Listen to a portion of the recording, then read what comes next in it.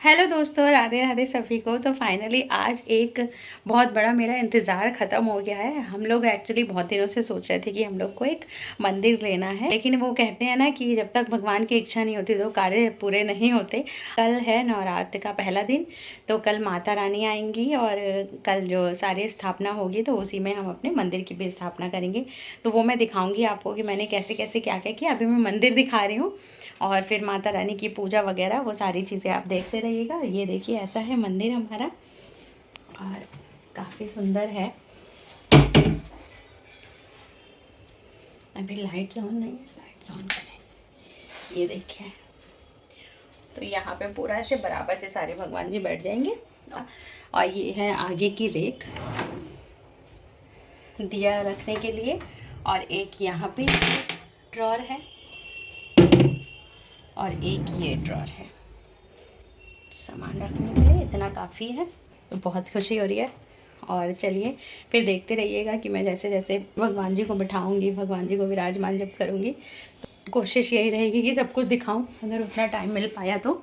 हाँ, एक चीज़ और, ये अभी मुझे कल ही स्थापना करनी थी, नवरात्र के टाइम पे ही, नवरात्र के पहले दिन, तो इसलिए थोड़ा सा काम रह गया था। यहाँ पे अभी मुझे यहाँ पे ये डिज़ाइन बनवाना है। यहाँ पे जैसे वो डिज़ाइन बनता है शुभ और लाभ लिखवाना है। यहाँ पे ऐसे झरोखे भी बनेंगे दरवाजे में। अभी पूरा दरवाज़ा बंद है, तो फ़िलहाल तो मुझे ऐसे खोल के रखना पड़ेगा भगवान जी के लिए, क्योंकि बंद नहीं रख सकते। लेकिन अभी एक दो दिन में, कल हम स्थापना कर लेंगे, उसके बाद फिर वो दरवाज़ा खोल के एक दो दिन में इसको यहाँ पे कर देंगे। तो सभी भक्तों को जय माता दी। आज है नवरात्रि का पहला दिन, और जैसे कि मैंने बताया है कि मुझे आज अपने मंदिर की भी स्थापना करनी है और माता रानी के साथ सारे भगवान जी को भी विराजमान करना है अपने मंदिर में। तो मैंने सबसे पहले मंदिर की बहुत अच्छे से साफ़ सफाई कर ली, और जैसे कि नया मंदिर आया है तो मैंने सबसे पहले की मंदिर की पूजा। मंदिर पे मैंने बनाया था बहुत ही सुंदर सा स्वास्तिक, और स्वास्तिक बना के मैंने फूल चढ़ा के जल से आचमन करके अपने मंदिर की पूजा कर ली सबसे पहले। और उसके बाद मैंने आसन बिछाया भगवान जी के लिए, और ये येलो कलर का आसन मैं अभी लेके आई थी माता रानी के सामान के साथ। बहुत ही प्यारा, बहुत ही सॉफ्ट ये आसन है। और सबसे पहले मैंने किया गणेश जी और लक्ष्मी जी को विराजमान, और अपने मंदिर से धीरे धीरे उठा के मैं साफ़ करके सबको, सारे भगवान जी को धीरे धीरे विराजमान कर रही थी। और ऐसे करके मैंने एक एक करके सबको विराजमान कर दिया, ये देखिए। और धीरे धीरे करके मेरा मंदिर ऐसे भरता जा रहा है, भगवान जी विराजमान हो रहे हैं। और इसी के साथ मुझे कलश स्थापना भी करनी है, माता रानी को भी विराजमान करना है, माता रानी को भी सजाना भी है अच्छे से, और सारी पूजा भी करनी है। आज बहुत सारे काम है क्योंकि नवरात्र का पहला दिन है। तो इसी के साथ साथ मुझे मंदिर की भी स्थापना करनी थी, और आज ही मुझे करना था, मैंने बहुत दिनों से सोचा हुआ था। तो ऐसे करके बस मैंने सारे भगवान जी को यहाँ पे इस समय देखिए विराजमान कर लिया है। और अब मैं यहाँ पे कर रही हूँ अपनी माता रानी को तैयार, यानी कि माता रानी को मैं सजा रही हूँ। मैंने माता रानी को स्नान करा के, अभिषेक करा के, मैंने माता रानी को नया नया लहंगा पहनाया है येलो कलर का, और बहुत ही सुंदर लग रही थी मेरी माता रानी इस लहंगे में।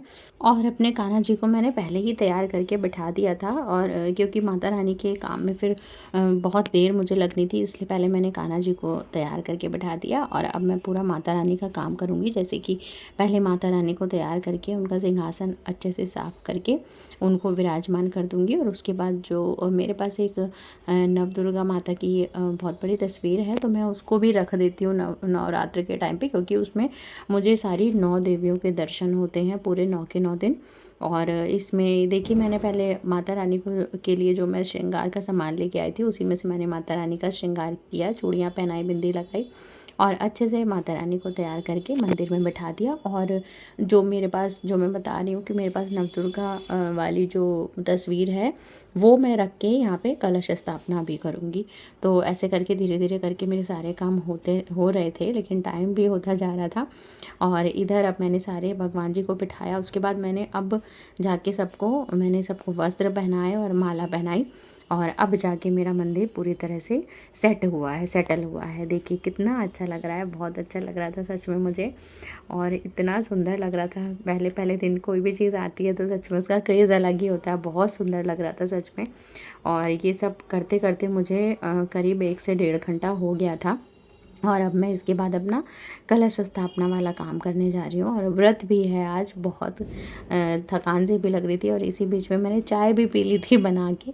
यहाँ पे मैंने सारे भगवान जी को जब मैंने विराजमान कर दिया था अच्छे से तैयार करके, इसके बाद मैंने थोड़ा सा ब्रेक लिया था कलश स्थापना करने के लिए और मैंने पी ली थी जाके चाय। और फिर उसके बाद मैं फिर से लग गई थी माता रानी के काम में।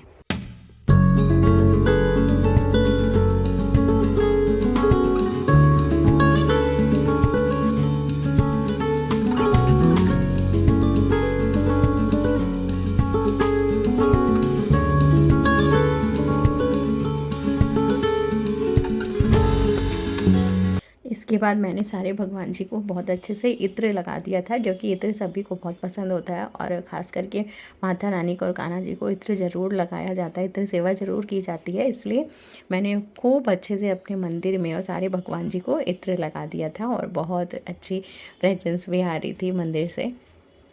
तो अब देखिए यहाँ पे मेरी कलश स्थापना हो गई है और मैंने अखंड दीप जो हमारे यहाँ जलता है वो भी मैंने जला दिया है और ज्वारे मैंने बो दिए हैं और बाकी की पूजा मैं अभी शुरू करने जा रही हूँ।